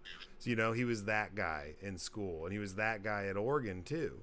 I mean, I think that he was supposed to be the top pick and fell off, not because he wasn't talented, but because of how shitty he played in his last year at Oregon and how they underperformed. So, I mean, I think not that he's underperforming now. I just don't think the water temp is right for him, especially in that division, surrounded by the talent that he'll have to get through to get to the Super Bowl. If he was in the NFC, different story. The AFC is going to make it difficult for him for a while. He's got to go through right now Lamar, Mahomes, Burrow, who looks like Josh Allen. I mean, I take all of those guys over Herbert right now. I personally Lamar now. Well, yeah, Lamar now, and we'll see where he goes. But what if he stays in the AFC? And we forget one of the highest scoring offenses was the Raiders. The best receiver in the league is for the fucking Raiders, and they're playing like garbage. One of the best defenses in the league is in Denver, and their offense plays like garbage. Like, if you figure out that, their division gets tougher. You could make a case. Well, Raiders too with Jacobs. I think how does a team perform so bad and have one of the top performing running backs and receivers? Well, it's hollow stats, man. I remember one year where Drew Bledsoe passed for like 4,000 yards, and Terry Glenn and a bunch of other fuckers. They had 3 1,000-yard receivers on the same team and didn't make the playoffs. Like went 8-8 or like some shit like that. I mean, we've seen that before. They're hollow stats. We've seen players like a Tony Romo, you can make a case, a Matt Ryan. I always said Tony Romo and Matt Ryan were the same person because they both are considered great clutch. Matty Ice. Tony Romo, the best fourth quarter quarterback of all time. But then he fucking blows it in the fourth quarter. So how are you the greatest of all time if you blow it on the biggest stage? I don't give a fuck what you do 3 Mondays ago. When you're playing the Cleveland Browns week 4 of the Super, like what about week 14 when this is up for the division? Where you at, Romo? Where you at, Dak? And that's what I'm saying is we're at Matt Ryan, these guys who have hollow fucking stats. Matt Ryan made a Super Bowl, so he's in a little bit different of a category, but these guys have hollow stats. Was a part of one of the biggest blowout comebacks. I just call them hollow stats. There's no substance to them. You're eating food, but you're not getting any nutrition out of it. Cool, dude. You passed for 5,000 yards, Trent Green. What'd you do? You just threw for 5,000 yards. That's it. You literally didn't do shit. And you had Priest Holmes break the all-time running back record with like 26 or 27 touchdowns in a single season. And you didn't do shit, Trent Green. That's why nobody remembers you, because your stats were fucking hollow. So it's going to be interesting to see how history remembers people like Matt Ryan or a Tony Romo 30 years from now when they didn't do anything when they had the opportunity. It's like wasted talent. It's like Clyde. I think that only falls on quarterbacks too, though. No, it falls on all. Yeah, no, it can, but like you could say Devontae Adams' stats this year are hollow. You led the league in touchdown receptions, but you don't have shit to show for it. So how does it feel? Randy Moss, he didn't win a Super Bowl until he went with the Patriots, right? No, he didn't win a Super Bowl. He never won a Super Bowl. He lost. He was on that perfect team and lost. Another player that like really had never, like, I think that's where quarterbacks get judged a little more harshly. It's like, I just listed 2 Hall of Famers, running back and wide receiver, that their names are so widely known, but yet they never won the big one. Yeah, but you can't say that Randy Moss's stats were hollow, because Randy Moss showed the fuck up every single day, played his ass off, unless he was with the Raiders for that little stint. Other than that, he showed the fuck up and balled out for you. And he was such a transcendent talent. When you play receiver or you play a running back like LaDainian Tomlinson, you can put up these like phenomenal stats and like, you know, you're a sum of the parts, but you're not like the forefront leader. So if you're like the forefront leader and you're getting these stats in garbage time like Tom Brady this year, but you're skipping practice every Wednesday to do crystal and sound therapy healing because you're. It was to film that 80 for Brady. Well, I know. I'm just talking shit because he's a weirdo. I'm just saying. Yeah. But I'm just saying, which is absurd that they made that, and he like took time out of his job to go make a movie about how he used to do his job.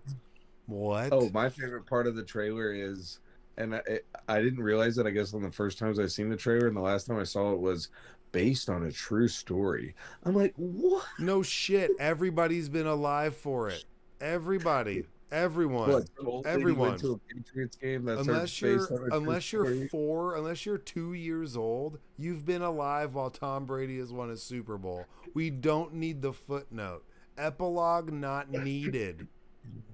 That's all I'm saying. You could skip the about the author page. I know the story. You smear it in my face every But to your fucking point day. about the hollow stats and a leader of the position, you don't think Devontae Adams is that one of the best receivers in the league? He is, but I mean, but like you could make a case that his stats you would consider this year kind of hollow because there's nothing to show. But he plays an individual sport.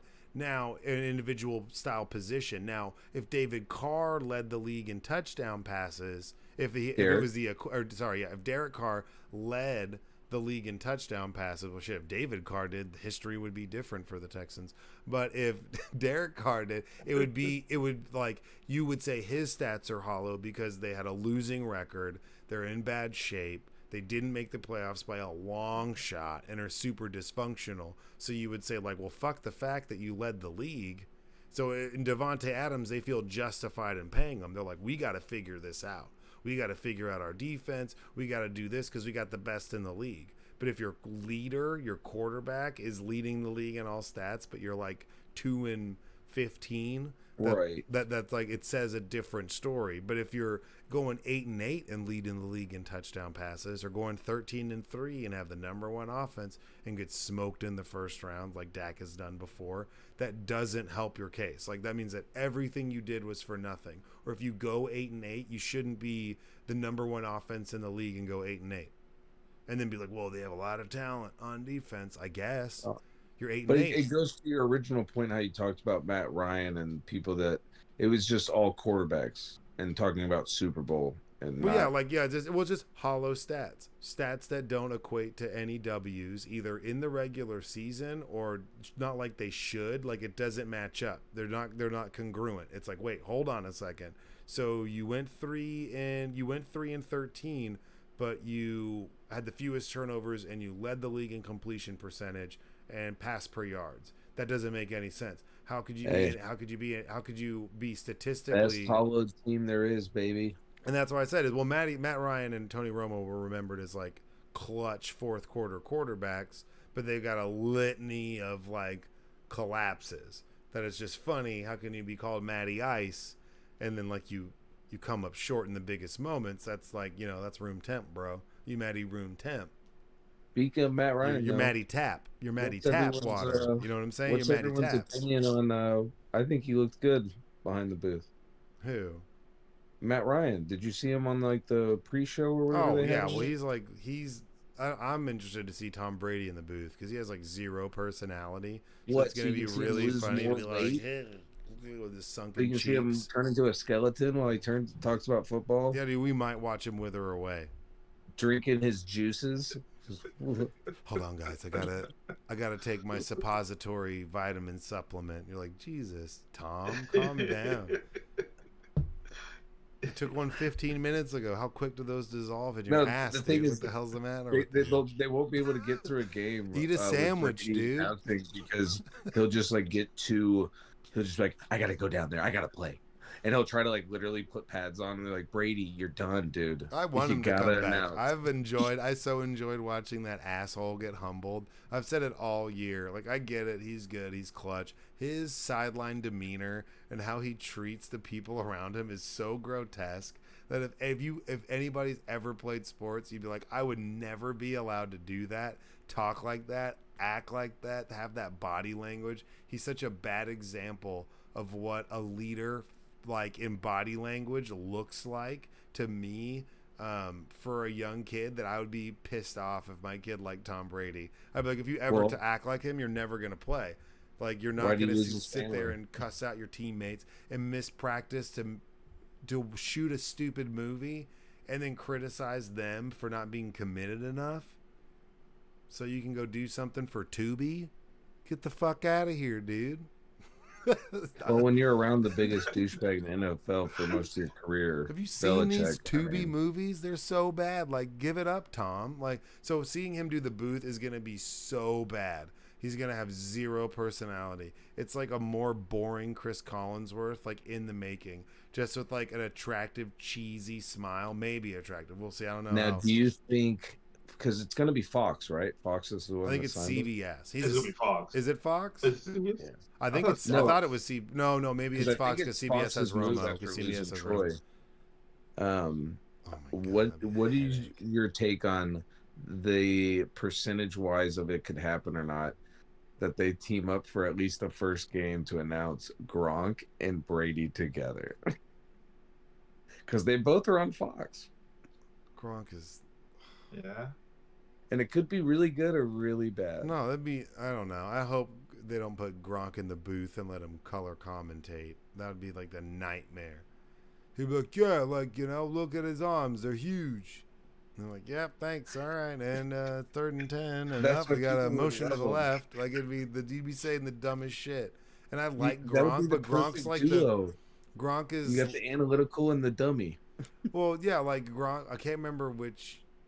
If Gronk was a character, like a cartoon character, he'd be like that Grape Ape character, or like one of those guys who's like, which way did he? Hey, boss. Hey, which way did he? What do you want me to do, boss? And they'd be like, it's always a little short guy. He's like, man, we gotta make sure that you go in there and knock the down, whatever you say, and then they just like knock the door down. Like, that's Gronk to me. It's like that big. He's like he's the brawn, not the brain. He's more pinky than he is the brain. Or is he more Bullwinkle? Yeah, I guess. But Bullwinkle had moments where you were like, that was kind of deep. I don't know. I can't. Unless he like was diving in a pool and pulling up like rings and it was like 15 feet or deeper. I'd be like, hey, that was pretty deep, dude. That was badass. I didn't know. I can't go down that deep. You're deeper than me, sir. Like, that's about as far as it would go with Gronk. It's like, you would be even harsher. Someone could be like, well, he's like Shaggy, and someone's like, he's more like Scooby. I guess. Or yeah, I could see that. Yeah, more like Scooby. But Scooby's pretty smart, let's be honest. Not that Gronk's dumb, but his like, and I think it's also like part of just like this meathead persona, but it's just like I get tired of it. So it's just so stereotypical. He's like, I'm gonna break this water cooler. You're like, why, dude? Like, what are you doing? Well, the cameras are on and it's funny. You're like, I guess. Like, quit breaking other people's shit, dude. Go back in the pool and get those rings. That was super deep. What you did earlier. Go do that again. I think it was still funny when he smashed that Lego piece that they did for Steve Harvey. Oh yeah, and then he just like smashed it, and everyone was like, "What the fuck?" But you know his PR, his like PR team was like, "Yes, keep it going, keep this stupid coming," because like and then he's. And I appreciate it, but it's like obnoxious. It's like he's like an 80s. He's like an 80s or 90s movie football jock. Like, but like they still exist. You're like, oh, that we're still doing that. Like the Bosa brothers are kind of like that. You're like, oh, okay. You're openly racist and okay with it, but I hope your black teammates love you, Bosa boys. And they're like, yeah, they do. Wait, Nick Bosa's racist? Borderline. I mean, I know, Garen, you've had some moments you're like, man, if you weren't on my team, I wouldn't like you as much. Right. I ain't gonna lie. When we drafted him, I was like, "Ooh, I don't know what's gonna happen." It's like you're making these plays. Yeah, you better get 100 sacks. You better get 100. What are the stories? I've never heard. You're easily forgiven. You better get so many sacks that they start passing out reparations. I think like draft day stories came out about Bosa, like about Nick Bosa, when he got drafted. Using the N-word, Confederate flags. There were some receipts, but also like his parents kind of like tripled down on it because they're not in the league and they don't care. So they're like, his mom. They're like his mom's kind of like her own little personality, just like Zach Wilson's mom has her own little like pocket, or Patrick Mahomes' wife or his brother. Wilson totally looks like he has a Karen mom. So it's like the Bosa boys. It's like it's just one of those, like Zach Wilson's mom is like openly like uber MAGA and whatever. And if you are, that's fine. But we'll make controversial statements on Twitter and Instagram and things that you're like, hey, your son's like a pro quarterback, and like in New York, but she doesn't associate it. So but they've done some controversial things. I'd rather have Nick Bosa than Joey because I feel like Joey's just like an extra big douchebag. Well, when your name's Joey. Well, and we saw in that game, in the game that they lost, he got that big 15-yard penalty for saying something to that ref. Yeah. Said something to that black ref for him to catch up to him and be like, "What the fuck did you just say?" And then like throw a flag in his face, and he was like, "Yeah, of course." Like, yeah, like, so sensitive. Like, I don't know what he said, but it was some shit. Joe, if it makes you feel better, I have a nephew named Joey. Hey. And he's Italian. You have an Italian nephew? I've known you for so long. You never told me that. My sister has 3 kids with a full-blown Italian named Joe. It's me. You want to know Joe, their Italian? Where's the gabagool? 3 boys. Joey, Nicholas, Anthony. I mean, come on, dude. It's the most Italian names there are. Pass out the rosaries for the boys. Where's the gabagool? So, what do you think the score is going to be on this game, G-Man? Before we wrap this up, we're creeping on 2 hours. I try to keep it at 2. I think it's going to be like the same it was with the Dallas Cowboys. I think it's going to be like a low score game, like maybe closer to 20, but yeah, I agree. Yeah. Biggest Eagle you're afraid of? I'm afraid of Jalen Hurts. Jalen Hurts. Oh, putting it all on the QB's shoulders. All right, I think it's going to be a little bit more high scoring. I'm going with like 31-26 Eagles. I think it's going to be. I think there's going to be some big plays. I think there's going to be maybe in like the second quarter. There's going to be some like little back and forth. There's like a big break run, another big break run back where there'll be some short drives. I think it's going to be somewhere like 13 to 18 or 13 to 21 going in at half, and it'll kind of stay at that pace, but whatever, there'll be some turnovers. But I'm going to take off. Obviously, I'm rolling with the Birds. I think Purdy's going to get pressure like he hasn't seen before, and I think that if he makes mistakes and hangs some balls up, those guys out there are going to go snatch it. And I think he's going to learn a little thing or two about what like a real good like shut down man-to-man coverage secondary looks like, because there's no replica for what the Eagles do in the secondary. You can say they're pass rush excluded, that to be lead the league in sacks and have the best pass defense and have the guy who missed 5 games but tied for the lead in interceptions and at safety. I mean, it's like it's normally one or the other. Our pass defense is okay, but our rush is good, and that's where we make our plays. It's like we force him to make bad throws. You can make good throws, and those guys will be there. So Purdy's going to have to be on point. But your defense, man, the biggest Niner I'm afraid of is Fred Warner or your crazy-ass safety. But Fred Warner is so good. I have such a respect for how your defense is constructed that it's going to be really tough. And our O-line's going to have to play good. And Kelsey and Dickerson are going to have really good games. And, like, not the tackles, but, like, in those 2 guards in that center spot to really force that line forward. But if Fred Warner plays out of his mind, it's going to be tough to get around him for anybody at any position on the field. He's just fucking built like that. It's scary to watch him play. Even on that play where he dropped back where Dak missed T.Y. Hilton, like he was there. He was there when he ran, he turned and ran and caught up to CeeDee Lamb enough to where it was a difficult catch. Like that's wild. And that's a middle linebacker who was like 6'3", 265. He's a monster. How is he like? Are they drug testing him? I'm being serious. It scares the shit out of me. And he's gotten bigger. He wasn't this big, man. He used to be. I was like, man, he's really good. And now he's huge. He looks like the fucking Predator out there. Scares the shit out of me. So that's who I'm the most afraid of. Is definitely Fred Warner. I think it's gonna be a good game. So are we all taking the Bengals? Yes. All right, and Elwood, what is your picks? Who do you got? You have Bengals. Who do you have in the Niners Eagles? Well, I already told you beginning of the show. I think Eagles are going to win, but I want the Niners to win.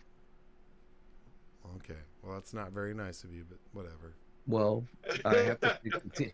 All right, well, as you know, I have to pick the team that always beats my team to make me feel better, and also to come back to you and be like, same team kicked you out, buddy. Well, what we're gonna do is let's do this. I want all y'all back. We'll see if Goody shows up. Who knows where he is? Hope you're okay, Goody. I'm gonna give you a round of applause for not showing up, but we love you anyways. But I'm gonna move it to Tuesday, so that we don't have to do it so late. So we'll do this Tuesday, so that way we can recap the game. I have to have you back on. If you guys lose, Garen, and you decide you want to be a bitch and not come back, that's fine. I get it. I've known you for I'll be back. Majority of my life, and I love you, but I'll call you bitch. And I'll buy you a beer. We'll meet up for a beer or something. But we still need to do that. But we'll do it Tuesday. I'll be at Buffalo Wild Wings on Sunday watching the game. Oh, in G-Vine? Oh, yeah. B-dubs. Yeah, I got to do my house. I got like this pod of Eagles people I watch with, and every time we've watched, I have to watch with them. Like it's like a. I get it. Yeah, you know, and the food's free, so it's all good. He's lying. He's gonna be alone at the bar. We should have had Eagles friends. But at least I'm allowed to stay up that late to watch the game. Jesus. What do you mean? I'm not allowed to? I don't know. I thought it was past your bedtime, man. Well, I'm just tired, man. My kid. No, I'm just fucking with you, dude. Well, I appreciate you guys all being on. Shout out G-Man for coming on. Thank you. I appreciate you being on earlier this year. It couldn't have worked out any better, honestly. So I was like, I have to have you back on. And I think next week there'll be another Niners fan, my friend Max, diehard Niners fan, out of Austin, just like video editing and shit. I fucking love Max. He was going to come on, but he's super busy with a work project. So he should be back on next week. So if I lose, there'll be two of y'all to talk shit to me. But I can mute you because it's my show, so I can mute you, but I won't. I'll let you say your piece. But I appreciate you guys all being on, as always. It's super, super great, and this is fun. And this is 21. On to the next one. Bro, this is going to be such a good game. We're the early game, too. Are you going to be there for the second game? Are you going to be there for the second game? Probably not. I was like, if you are, I can be there for the second game. So if you, I'll text you. I might show up for the second game. All right, man. Well, I appreciate you guys hopping on as always. 2.0, Elwood, and the G-Man. Y'all can lurk around. I'm gonna wrap this shit up real quick. Wonderful. Well, that's it, you guys. Angry Black Quarterback Podcast, number 21. On to the next one. Wrap this shit up. A lot of good football this weekend. Make sure you check it out. We are all taking the Bengals. We're all taking the Bengals over the Chiefs this week. 3 of us are taking my Birds. And, of course, Garen, who is my friend, but a bitch ass, is taking his 49ers. So we'll see. Appreciate you guys stopping by. Like, follow, subscribe, share, whatever. If you don't, that's cool. This is just like a lot of fun for us. So you guys just be good. Stay safe. Stay out of trouble. Peace out. Go fucking Birds. Let's go.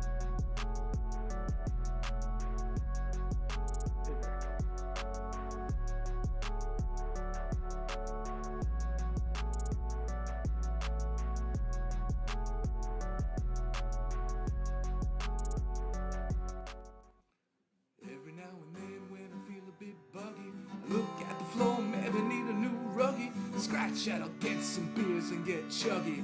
Nah, man, I know what I need, some more Man Huggie.